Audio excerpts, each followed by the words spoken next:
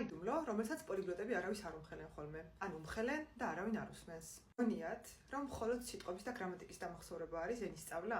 ასე არ არის. ყველაფერი იწყება ორი სიტყვით: ლინგვა და პაროლე. ლინგვა არის ენის სისტემა, წესები, სტრუქტურა, გრამატიკა, დროები, პირობითი წინადადებები, მოდალური ზმნები და ასე შემდეგ. პაროლე არის როგორ ლაპარაკობ შენ.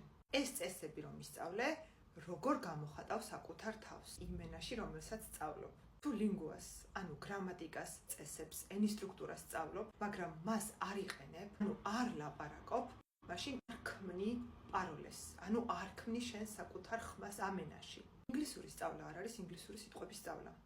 ინგლისური სწავლა არ არის მხოლოდ გრამატიკის სწავლა. ინგლისური სწავლა არის შენი საკუთარი ხმის აშენება ამენაში, ყოველი მომდევნო გაკვეთილით, ყოველი მომდევნო წესით, ყოველი მომდევნო ტექსტით, რომელსაც სწავლობ, ყოველი მომდევნო დიალოგით, რომელსაც ვცდილობ რომ გქონდეს საკუთარ თავთან ან სხვა ადამიანთან ამენაზე.